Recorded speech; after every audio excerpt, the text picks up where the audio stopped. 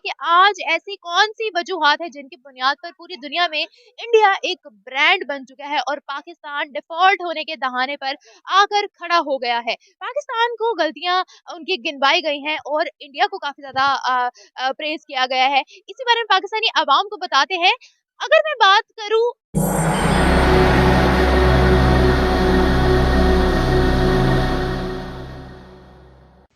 नमस्कार दोस्तों, स्वागत है आप सबका एक बार फिर से हमारे YouTube channel react for fun में। शहजाद चौधरी जो कि पाकिस्तान के एक political security and defence analyst हैं, उन्होंने रिसेंटली ट्रिब्यून करके ये इंग्लिश न्यूज़पेपर है, उसमें उन्होंने एक आर्टिकल छापा जिसमें कि उन्होंने इंडियन एयरफोर्स को प्रेज किया है, मतलब उसकी अच्छाई और उसके अचीवमेंट्स को उन्होंने एक्सप्लेन किया है। उन्होंने उसमें इंग्लिश न्यूज़पेपर पे अपने आर्टिकल छापने का रीज़न भी बताया है कि पाकिस्तान में आधे से ज़्यादा पब्लिक जो है वो इंग्लिश न्यूज़पेपर पढ़ते नहीं है क्योंकि उनको इंग्लिश आता ही नहीं है। तो ये जो न्यूज़ है इसको हिंदी में कन्वर्ट करके जब पब्लिक से पूछा गया तो पब्लिक का जो रिएक्शन था वो देखने लायक था। तो आप खुद ही देखिए और मजे लीजिए।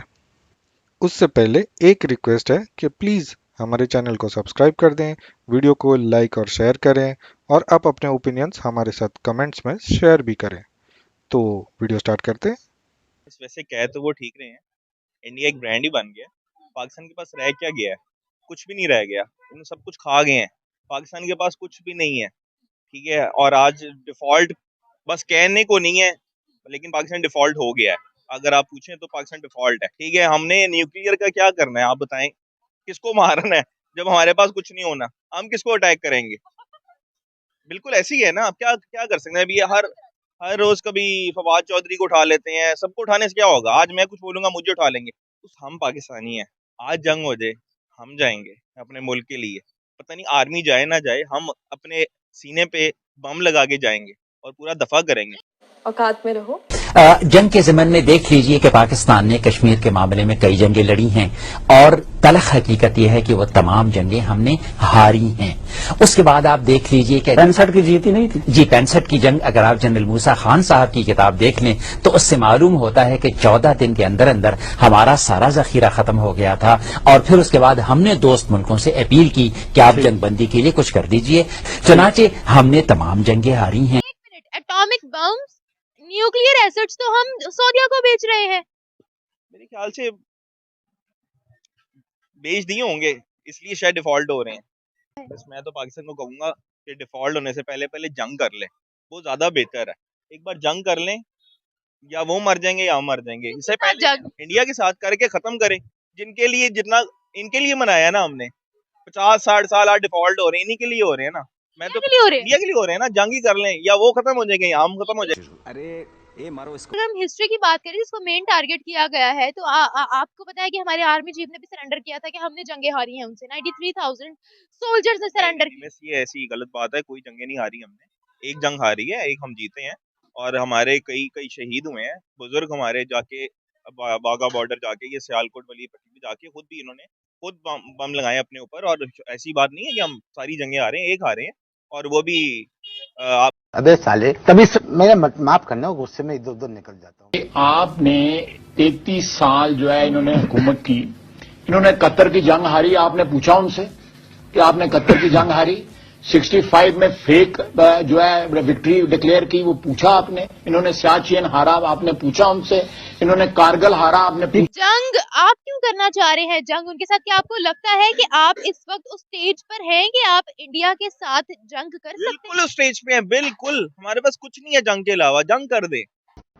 बाप को भेज, तेरे बस की बात नहीं। और मेरा ख्याल है कि रिगार्डलेस ऑफ दैट कि अगर आपको कोई दुश्मन है या आपको कोई दोस्त है, अगर कोई अच्छी परफॉर्मेंस दे रहा है, कोई अपनी नेशन के लिए अच्छा काम कर रहा है, तो उसकी तारीफ करनी चाहिए।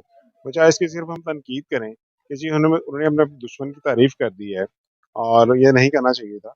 तो मेरा ख्याल है ये बात गलत है। पे जो वो जुल्म कर रहे हैं कश्मीरियों पे, आपने वहाँ पे माइनॉरिटीज़ पे, अपनी जो लोअर क्लासेस पे, वो अपनी जगह पे, लेकिन जो वो अच्छी की चीज़ें कर रहे हैं वो अपनी जगह पे। अगर आप देखें पाकिस्तान की जानिब से ये कहा जाता है कि वहाँ पर माइनॉरिटी सेफ नहीं है, वहाँ पर मुसलमानों को राइट्स नहीं दिए जा रहे हैं, वहाँ पर ये हो रहा है वो हो रहा है। दूसरी मुस्लिम कंट्रीज की जानिब से ऐसा कुछ क्लेम नहीं किया जाता है।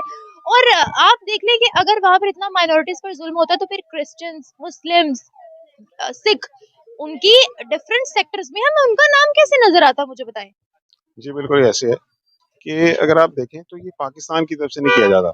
ये रिपोर्ट्स हैं जो इंटरनेशनल एजेंसीज की तरफ से आती हैं और पाकिस्तान सिर्फ उनको हाईलाइट करता है। तो इंडिया के मुतालिक जो चीज़ें हैं वो फैक्ट्स एंड फिगर्स के साथ हैं कि वो मिनॉरिटीज़ के ऊपर वहाँ के जो वाक़यात उनके खिलाफ हो रहे हैं वो बिल्कुल फैक्ट्स एंड फिगर्स के साथ हैं।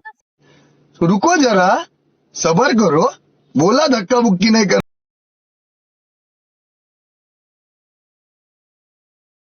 पाकिस्तान के लोग कहते हैं भारत का मुसलमान सुरक्षित नहीं है। भारत का मुसलमान सुरक्षित भी है। अल्हम्दुलिल्लाह सरकार गरीब नवाज के फैज़ान से जो है वो बहुत अच्छा खुशहाल भी है। ठीक है, वो अपनी फिक्र करें, हमारी फिक्र ना करें। से बस यही कहना चाहेंगे हम कि वो यहाँ आके अगर अपने आप को सुरक्षित महसूस ना करे तो हिंदुस्तान में आके बस जाए। हमारा हिंदुस्तान अमन और चैन का गहवारा है। हम अपने मुल्क हिंदुस्तान में अल्हम्दुलिल्लाह खुश हैं और सुरक्षित हैं। ये उन लोगों से पहला सवाल मैं पूछना चाहता हूँ कि वहाँ के मुसलमानों से ये किसने कह दिया कि हम लोग यहाँ परेशान हैं, नमाज नहीं पढ़ पाते हैं। लेवल ऑफ एजुकेशन अगर आपका अच्छा है तो आपको ये क्वेश्चन पूछने की या बताने की ज़रूरत ही नहीं पड़ेगी। देखिए, ये उनकी तुच्छ मानसिकता के ऊपर मैं बहुत बड़ा शोक प्रकट करता हूँ कि इस तरह की तुच्छ मानसिकता लेके वहाँ पर के लोग बैठे हुए हैं।